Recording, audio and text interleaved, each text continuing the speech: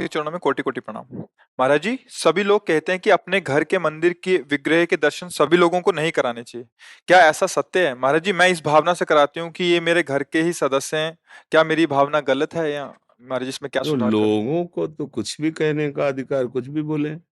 हम ये देख रहे हैं, तस्मात् शास्त्रम प्रमाणम थे। शास्त्र प्रमाण क्या है?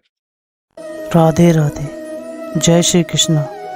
अगर आप सभी को गुरुजी के जीवन बदल देने वाले ऐसे ही वीडियोस पसंद हैं तो हमारे चैनल को सब्सक्राइब करना ना भूलें। और एक अपील हम सभी से करना चाहते हैं कि जिन्होंने भी अभी तक गुरुजी के दर्शन नहीं किए हैं वह कृपया जल्द से जल्द वृंदावन धाम पहुंचकर गुरुजी के दर्शन जरूर करें।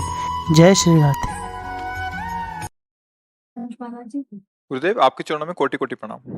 महाराज जी, सभी लोग कहते हैं कि अपने घर के मंदिर के विग्रह के दर्शन सभी लोगों को नहीं कराने चाहिए। क्या ऐसा सत्य है? महाराज जी, मैं इस भावना से कराती हूँ कि ये मेरे घर के ही सदस्य हैं। क्या मेरी भावना गलत है या महाराज जी इसमें क्या तो सुधार करूँ? लोगों को तो कुछ भी कहने का अधिकार, कुछ भी बोले।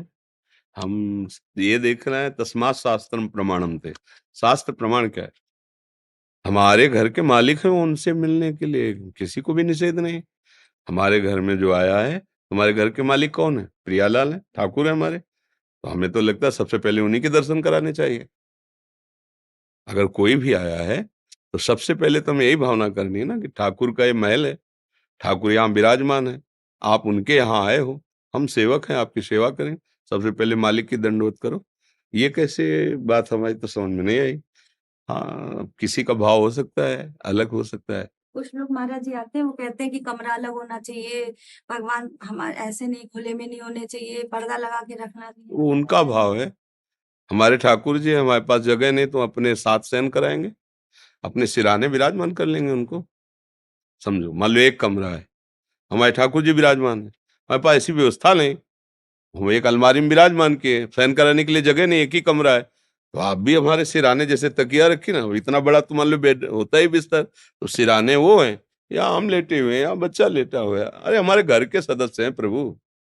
भगवान को अपनापन चाहिए, प्यार चाहिए, वो सब भगवान भगवान भगवान, लेकिन हैं तो हम उन्हीं के, हैं तो उनके अंश। वो है कौन? हमारे प्रभु हैं, कोई परदेसी थोड़ी है, कोई और थोड़ी है। वो बहुत बड़े हैं लेकिन हैं तो हमारे ही ना।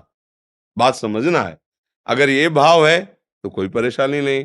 अगर वैदिक सिद्धांत और वेद, तो फिर बात अलग हो गई। अब देखो मंदिर में कैसे मर्यादा से सेवा होती है। घर में हम जो विराजमान किए तो हमारे घर के ठाकुर हैं।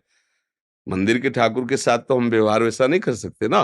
कुछ क्षण दर्शन किए, जब वहां तो सब वो राज दरबार है, लेकिन हमारे घर के जब वो राज दरबार से घर में आते हैं ना, तो वो अलग बात होती है। राजा अपनी पोशाक और अपनी रुआब राज दरबार में रखता है, और जब घर में आता है ना, तो पोशाक और रुआब दोनों बाहर कर देता है, तभी वो सुख पाता है। अपने घर के जनों, अगर वो राज ठसक से रहे तो फिर घर में भी सुख नहीं मिलेगा। इसीलिए जो वास्तविक प्रेम की उपासना है वो अपनेपन की उपासना है।